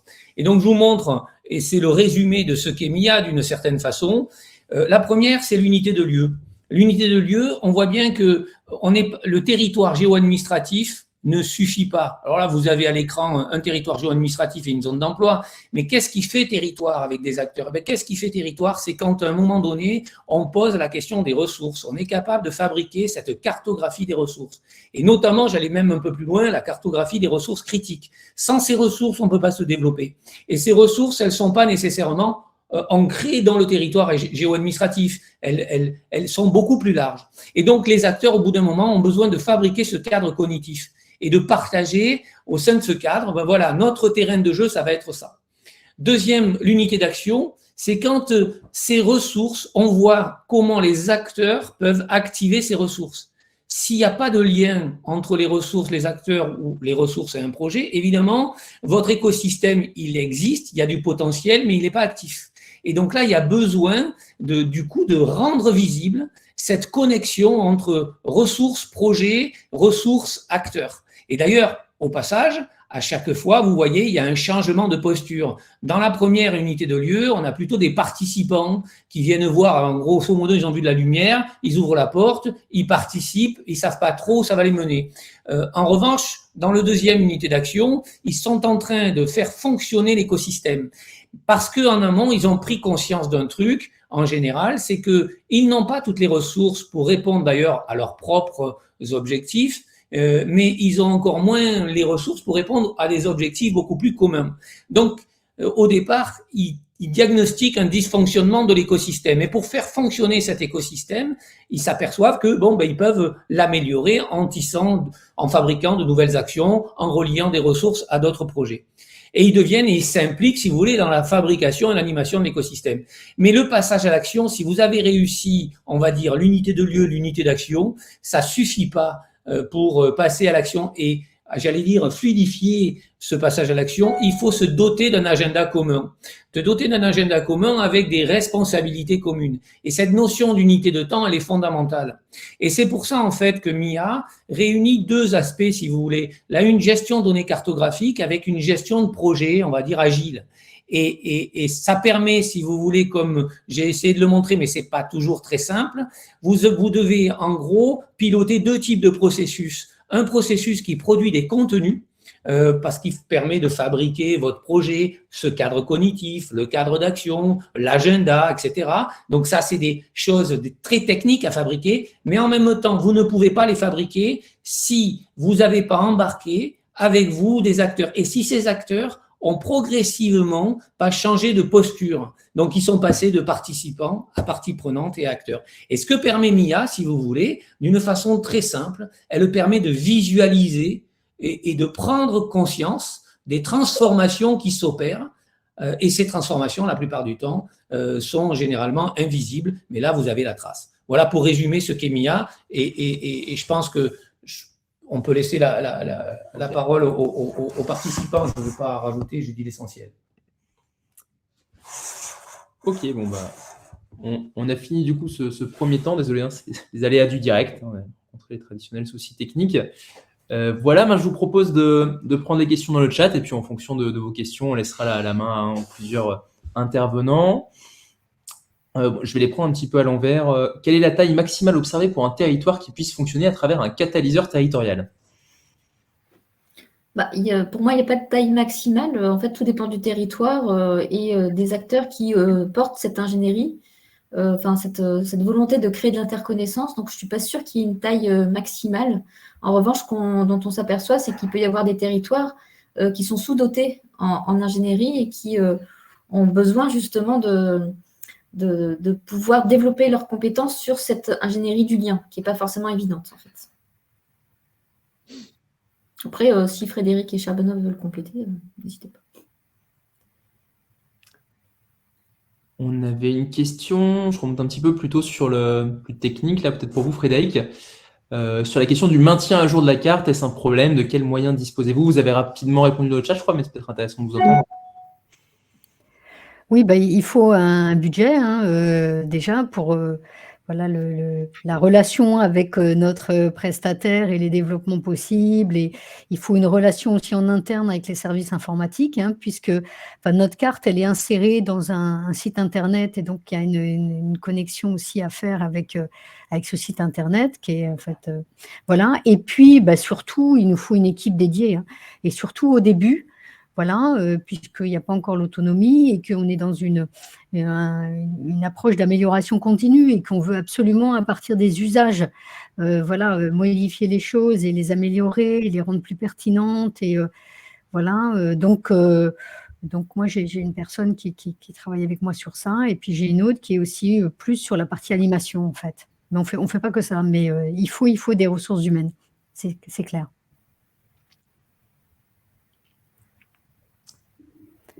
Voilà. Frédéric Leroux. Voilà. Pardon, je veux bien juste rajouter un point. C'est quand même progressif, c'est-à-dire que là, l'exemple que vous avez eu, par exemple avec Paris-Est Marne-des-Bois, c'est un exemple à grande maturité. Donc, on n'a pas besoin nécessairement de tout de suite monter à ce niveau-là. Hein. Et je pense que c'est vraiment quelque chose qui est très important dans le réseau des pionniers des innovations territoires. Et c'est aussi ce que constate la Fondation des territoires. C'est qu'en fait, il y en a pour tout le monde. Donc, attention de ne pas vouloir tout de suite, finalement, être déjà dans des niveaux de maturité extrêmement fortes. On peut commencer beaucoup plus doucement et progresser. Et je trouve que c'est aussi là l'avantage d'un outil comme celui de Mapping Action, c'est finalement de ne pas demander tout de suite à être un expert et d'aller très vite dans une capacité. Ça s'apprend à faire alliance et donc, quelque part, ce qui est intéressant, c'est aussi d'utiliser finalement l'expérience des autres, d'abord pour ne pas partir de la feuille blanche et de bien identifier à quel niveau on veut monter dans le bateau. Mais quel que soit le niveau de maturité de la collectivité territoriale, on peut vraiment trouver aujourd'hui une solution qui correspond à son besoin et à son niveau de maturité et à ses envies. Et je dis bien les trois, hein, le besoin, le niveau de maturité et l'envie, ce sont ces trois-là qui déterminent par quel niveau on peut commencer. Et pour moi, c'est vraiment toute la force de l'usage de Mapping Action, c'est que qu'on soit débutant, actif ou expert comme l'est Frédéric Marquet aujourd'hui sur Paris-Est Marne-et-Bois, bah, quelque part, on a une porte d'entrée qui permet d'accéder à ce à quoi on veut réussir. C'est vrai, juste ce que je peux ajouter, c'est que la collectivité a décidé de porter cette dynamique. C'est-à-dire que les budgets qui ont été, voilà, qui sont en lien avec la communication, avec la carte, avec le site, ils sont dégagés par Paris-Est Marne-et-Bois. Voilà, c'est pas un budget partagé avec les autres structures pour le moment. Nous allons travailler sur notre modèle socio-économique dans le détail très bientôt. Et, mais voilà, c'était une volonté de la collectivité de porter aussi, de dégager ce budget-là.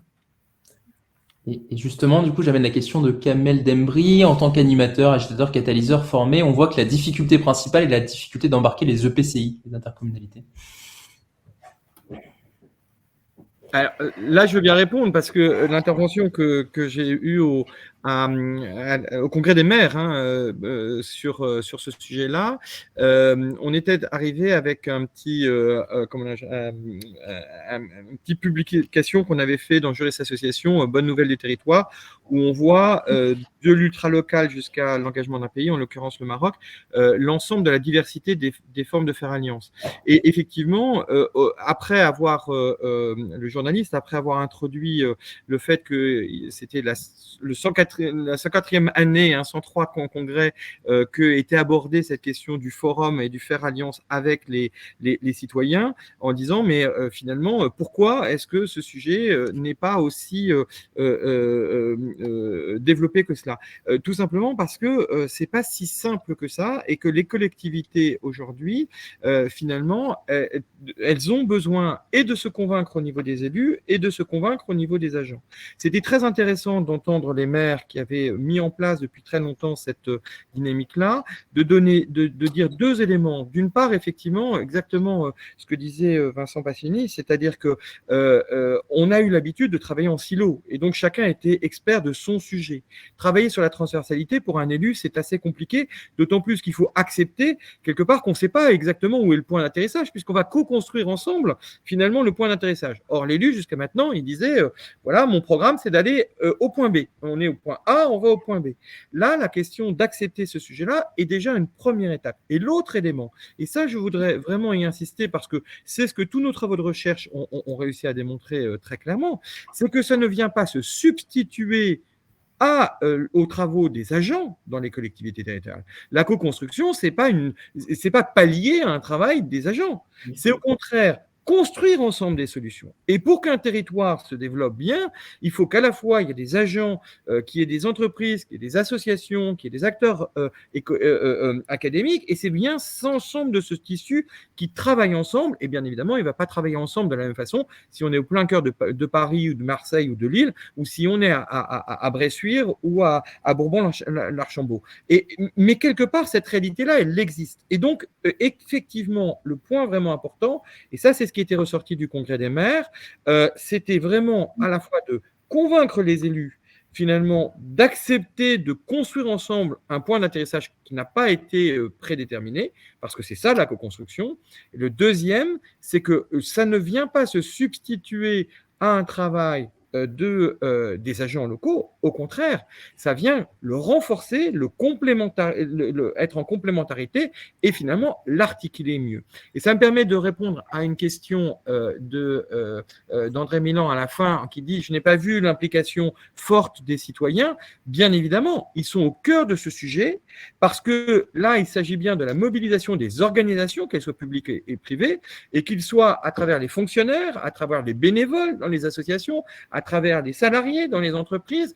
Finalement, c'est bien l'ensemble des acteurs qui est mobilisé, mais la spécificité par rapport à la participation, c'est qu'on ne va pas simplement demander individuellement chacun de se positionner et de construire par rapport au pouvoir d'agir des personnes, mais aussi des corps sociaux que sont les associations, les entreprises, les collectivités d'État, de travailler ensemble. Et ça, c'est encore une autre démarche, c'est encore une autre compétence, et bien évidemment, ça ne s'oppose pas, parce que pour que ça fonctionne sur un territoire, il faut à la fois activer le pouvoir d'agir et la participation des citoyens, mais il faut aussi être capable de coordonner et de mettre en complémentarité les organisations publiques et privées d'un territoire. C'est dans ces deux jambes, la participation citoyenne et la co-construction entre les organisations publiques et privées, que se trouve vraiment la capacité à co-construire les dispositifs de demain et surtout à réaliser les projets de territoire. C'est vrai que pour les collectivités, en effet, pour VitaWin, ça n'a pas été les premières qui ont adhéré en fait à la dynamique en novembre 2019, mais aujourd'hui, elles y sont. Et elles y sont par différents biais. Il y en a qui ont choisi la porte jeunesse, voilà, les services jeunesse. Il y en a qui ont choisi la porte économique. Il y en a donc en fait, on prend ce qui vient, voilà, on travaille avec les personnes ou les structures ou les services qui trouvent que c'est pertinent, puisqu'on est sur plusieurs champs. Mais c'est vrai que c'est plus compliqué pour elles, pour les collectivités. Et sur la question du grand public, il est vrai que nous, par exemple, on va travailler surtout avec des organisations. Alors évidemment, le grand public, il va se retrouver dans les associations, puisqu'il peut être bénévole et autres. Mais notre approche, elle est liée aux organisations. Et en même temps, nos bénéficiaires, ça va être les élèves, enfin pas que les élèves. Et quand on dit les élèves les collèges de troisième, c'est aussi les parents d'élèves, parce qu'on on sait très bien qu'en troisième, c'est pas les élèves qui se débrouillent tout seuls. Et du coup, on a quand même une porte d'entrée vers le grand public. Mais on les considère plus comme des bénéficiaires, mais on les a déjà. Enfin, notre idée, c'est qu'ils deviennent ambassadeurs en fait de la démarche et qu'ils nous fassent aussi un retour d'expérience. Donc, sur l'organisation propre de VitaWin, ils ne vont pas être encore partie prenante, quoique on ne sait pas ce que nous réserve l'avenir. Mais c'est notre parti pris, c'est de travailler avec les organisations.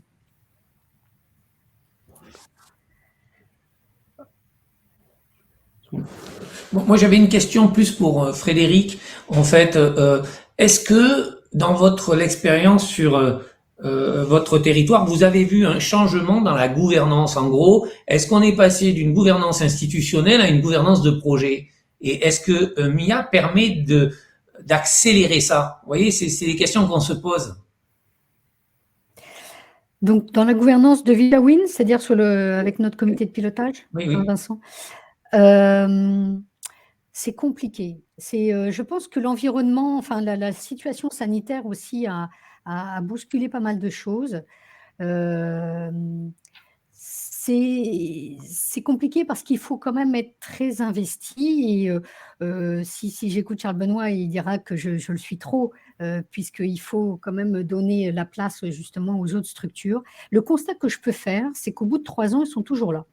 Donc, après, est-ce qu'on a vraiment atteint une gouvernance de projet? Elle n'est pas institutionnelle de toute façon, parce que je veille beaucoup à ne pas prendre les décisions de manière institutionnelle. Mais c'est compliqué pour ces personnes qui travaillent à nos côtés, avec nous, avec lesquelles on construit. Ils n'ont pas de mission spécifique sur ça dans leur propre organisation. Ouais. Donc, parfois, ils sont confrontés aussi à des injonctions un petit peu paradoxales au sein de leur propre organisation, et notamment des problématiques de temps alloué à ce type de dynamique, parce que c'est un peu comme si on leur disait, bon, ok, tu t'occupes de ça, mais en plus du reste. Et donc, parfois, il y a des conflits aussi de priorité. Ils ont leur propre changement au sein même de leur organisation. Je pense au MEDEF, à la Chambre de commerce, et qui rebat un peu les cartes. Et donc, il faut qu'ils refassent la preuve de l'intérêt que la structure a à faire participer. Donc, on n'y est pas encore, hein. Mais ils sont toujours là. Ils se battent quand même pour être là. Si je peux prolonger par les travaux de la Fondation des territoires, il y a un point qu'il faut bien avoir en tête, hein, c'est co-construction n'est pas forcément co-gestion, hein. Et je refais référence d'ailleurs à ce qui avait été évoqué au Congrès des maires sur le forum, justement, ce forum sur la co-construction avec les habitants. Il ne faut pas confondre la co-construction, c'est-à-dire agir ensemble, avec la co-gestion, c'est-à-dire gouverner ou décider ensemble. Et ça, c'est un élément totalement essentiel à bien comprendre, parce que en France, en fait, on ne déconnecte pas les deux sujets, ce qui fait en sorte qu'en fait, on ne voit pas l'action. C'est-à-dire qu'en fait, on pense que pour pouvoir agir ensemble, il faut décider ensemble, mais pas nécessairement. Et j'attire lourdement votre attention là-dessus, parce que autant on peut co-construire avec tous, autant c'est difficile de co-gérer avec tous, hein. Et certains, d'ailleurs, n'ont pas du tout envie, et moi je pense à certains élus avec lesquels on a échangé sur ce sujet-là, ils veulent bien co-construire, ils veulent bien agir ensemble, mais ça ne remet pas en cause leur système de gouvernance, et encore moins le système de gouvernance démocratique dans un état de droit. Donc, quelque part, il faut vraiment qu'on soit très vigilant là-dessus.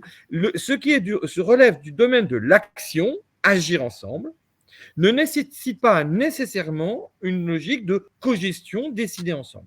Et ça, c'est vraiment un élément complètement déterminant, y compris parce que, comme Frédéric Marquet le rappelait très justement, on peut s'engager dans une démarche de co-construction en y mettant un doigt, sans vouloir que tout le dispositif de gestion de la collectivité territoriale, de l'entreprise, de l'association engagée, finalement, relève de cette logique-là. Donc, pour nous, c'est vraiment très important, et là, merci pour cette question parce qu'elle est très importante.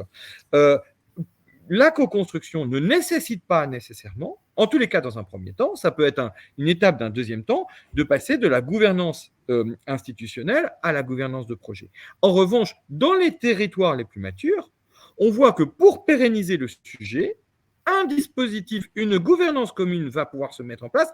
Et par exemple, c'est le cas des fondations territoriales ou des PTCE, suivant qu'on est dans la philanthropie ou dans l'économie, qui vont permettre d'avoir un lieu où on va gouverner en commun sur cette partie d'alliance. Mais elle n'est pas systématique, et là encore, attention de ne pas pousser tous les territoires, surtout ceux qui n'ont pas encore fait l'expérience de se faire alliance, à vouloir trop vite poser la question de la gouvernance commune. Ça s'apprend, c'est un exercice long, et je donnerai un exemple très concret, puisque la Fondation des territoires n'a pas choisi par hasard d'être une fondation abritée sous la Fondation de Lille.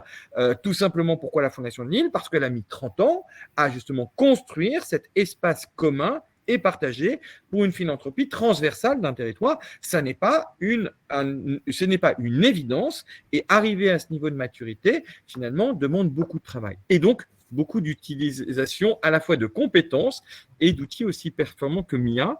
Je pense qu'il ne faut pas tout de suite commencer par les questions de gouvernance si on veut co-construire, parce que sinon, très très vite, et ça c'est très français, on commence par le dispositif avant de commencer par l'action. Or, c'est dans l'action qu'on construit finalement la légitimité de chacun. Et juste pour rebondir, c'est pour ça que la carte ressources est très importante, parce que c'est en partant d'abord des ressources. Absolument. Et pas des questions de la décision, du pouvoir, etc., qui renversent la table. Parce que dans tous les sujets, que vous prenez l'emploi, l'écologie, le social, etc., tout ce c'est des écosystèmes de l'offre. Et les écosystèmes de l'offre aujourd'hui ne fonctionnent pas bien parce qu'ils sont confrontés à des problématiques d'usage, de demande, etc. et qui les réinterrogent sur la façon dont ils conduisent l'action. Donc, c'est pour ça que partir des ressources, c'est clé. Voilà, pour compléter ce que dit Charles Benoît. Absolument, d'accord. Une question un petit peu différente de celle qu'on a eue jusqu'à présent. Disposez-vous de retours d'expérience sur les modes de financement de ces catalyseurs territoriaux lorsqu'ils sont portés par des structures privées, associations, réseaux d'entreprises, etc. Oui, bah, c'est un véritable enjeu pour ces catalyseurs, puisque l'enjeu de la catalyse, c'est pouvoir de bien qualifier ce que c'est réellement. Et donc, je vois d'ailleurs, ça fait le lien avec la question des PTCE. En fait, ce que j'essaie de dire en introduction, c'est qu'un catalyseur peut avoir différents statuts. Ça peut être un PTCE, ça peut être une collectivité. Et ça, son action, c'est vraiment de créer des liens. Or, cette création de liens, c'est souvent de l'invisible.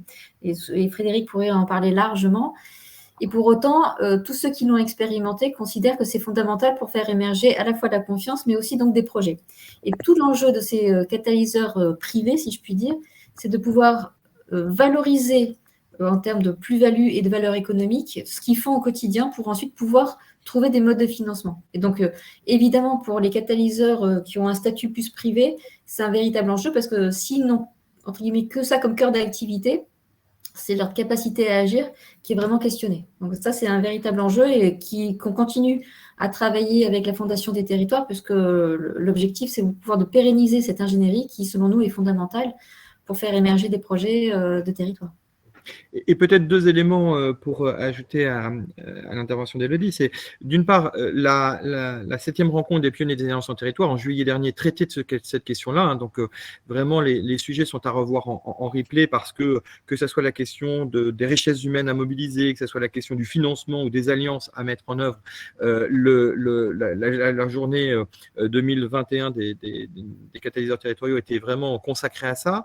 Donc, je vous invite vraiment à le regarder. Puis, le deuxième point, c'est que dans la mission ministérielle qui nous a été confiée à la députée Catherine Congouzon et moi-même sur l'accélération des alliances, à l'issue de cette mission, quand on a remis la feuille de route au ministre et qu'on a dit on va la mettre en œuvre avec l'administration, on a créé Fondation des territoires, Réseau des pionniers des alliances en territoire, le Rameau et la Fondation Total Énergie, on a créé le fonds ODD 17 pour expérimenter de nouveaux modèles de financement de cette ingénierie parce qu'il est absolument indispensable effectivement de travailler sur ce financement de l'ingénierie. Et je disais en introduction que l'Institut pour la recherche de la Caisse des dépôts et le Rameau ont publié la semaine dernière un cahier de recherche sur l'impact de ces alliances, parce que bien évidemment, il faut partir des impacts pour pouvoir être capable finalement après de valoriser, y compris donner de la valeur à cette ingénierie qui aujourd'hui est de plus en plus importante sur les territoires.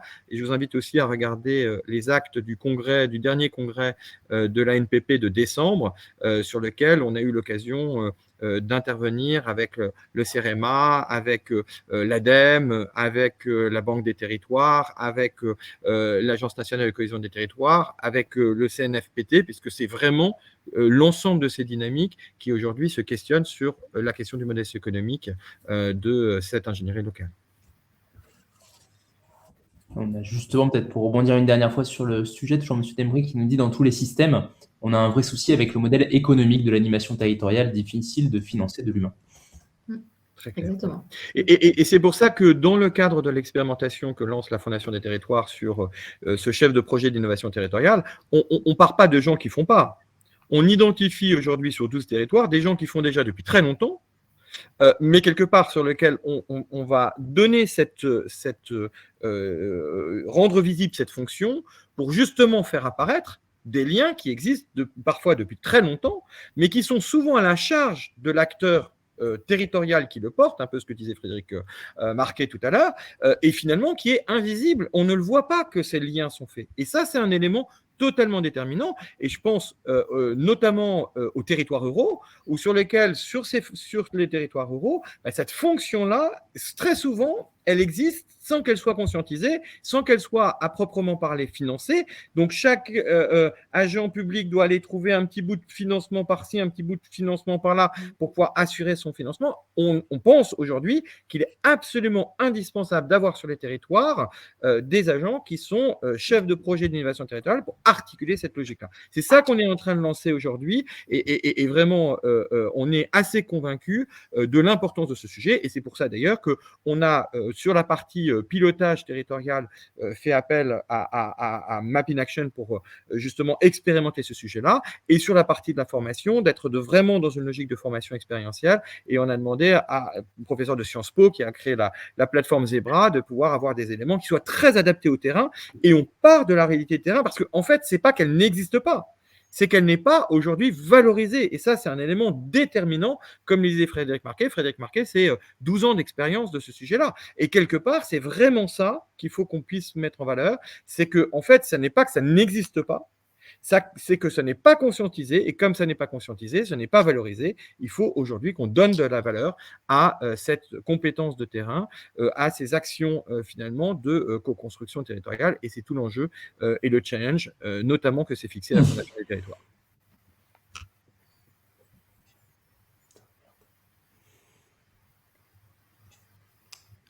Je crois qu'on a perdu encore. Nous vous entendons. Ah, on les a perdus. Il y a une question aussi qui est, cher Benoît, je pense que ça peut faire le lien avec le programme chef de projet innovation territoriale, le lien entre CRTE et catalyseur. Ah oui, très important. Voilà, c'est vraiment le cœur de ce programme, justement, qui est porté par la Fondation des territoires. Hein.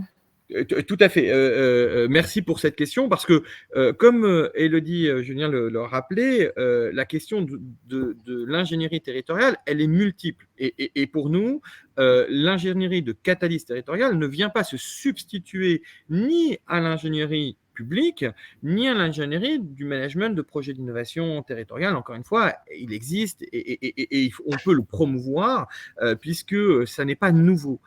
C'est justement au contraire pour nous le lien et le catalyseur. Si je devais faire une métaphore, en fait pour nous, l'acteur public, c'est vraiment le berger d'un territoire, hein, celui qui garde le territoire, et le catalyseur, c'est le chien de berger qui va chercher ceux qui ne sont pas forcément finalement conscients des dynamiques à l'œuvre et qui ne sont pas forcément mobilisés aujourd'hui dans ces dynamiques-là.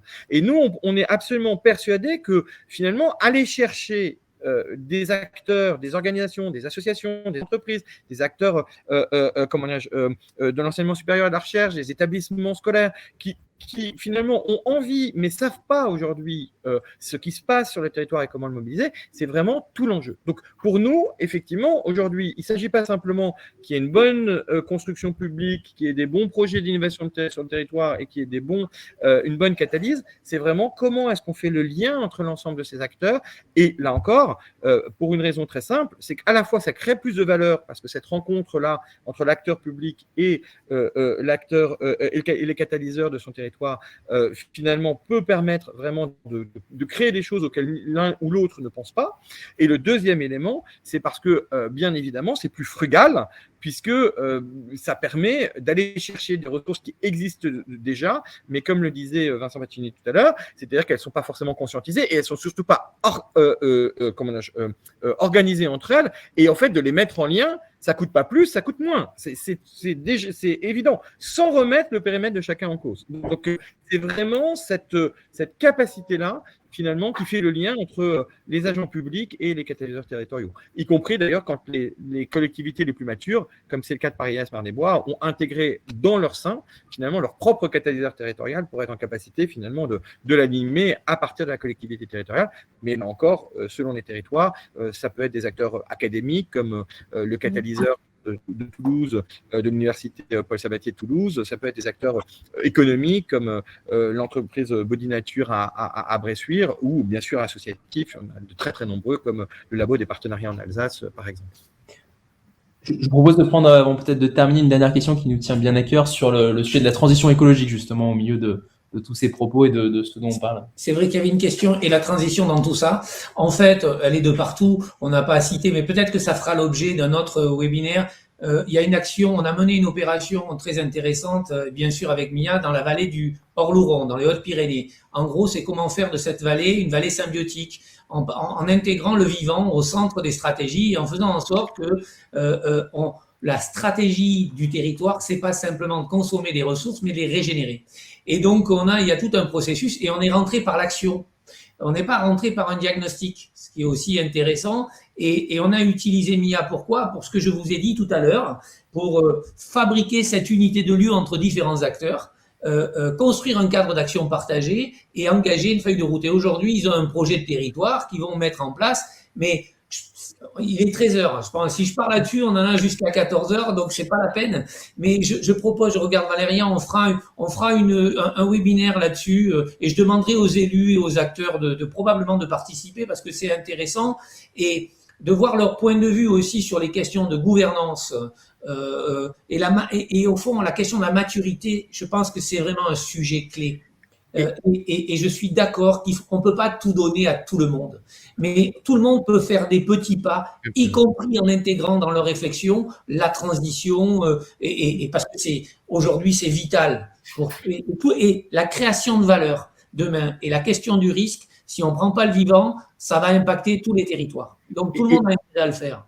Et tout à fait. Et j'ajouterais juste que dans le cadre de l'étude d'impact qui a été faite pendant 5 ans par l'Observatoire des partenariats, on a relevé plus de 1000 expérimentations, 650 partenariats innovants et 350 écosystèmes territoriaux, et que bien évidemment, on a fait cette remontée, tout acteur, tout domaine, tout territoire.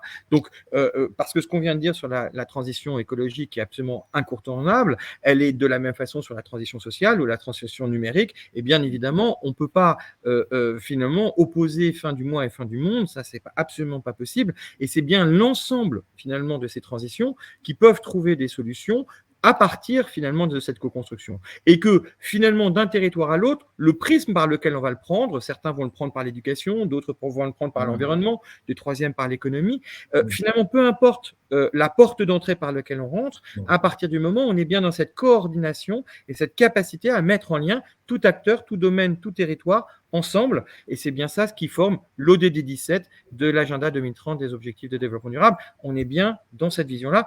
La question de où est la transition, elle est le haut service de quoi cette coopération a lieu. Une coopération, après tout, ça n'est qu'un outil au service d'une cause, la cause étant bien évidemment les transitions pour pouvoir faire ensemble ce qu'aucun des acteurs ne peut plus réussir à faire seul. On avait introduit par l'ODD 17 et je vous propose qu'on conclue du coup sur ce sujet-là, si ça va à tout le monde. Merci à tous pour votre participation, pour vos nombreuses questions. Ça a été posé dans le chat comme question. Le replay sera disponible, je crois qu'il vous est envoyé directement par l'outil. En tout cas, il sera disponible sur notre chaîne YouTube et on ne manquera pas de vous le communiquer également. Voilà, n'hésitez pas, vous avez nous avons vos coordonnées ou à nous le faire part, comme c'est dans le cas dans le chat, si jamais vous souhaitez qu'on poursuive les échanges avec nous, avec l'un des intervenants, évidemment. On vous mettra à la limite un contact dans l'email lorsqu'on vous enverra le replay. Merci à tous. Merci Charles-Benoît, Élodie, Frédéric et Vincent. Merci beaucoup. Merci beaucoup. À vous. Merci beaucoup. Au revoir. Bonne journée à tous. Bonne journée. Prenez Bonne bien journée. soin de vous surtout.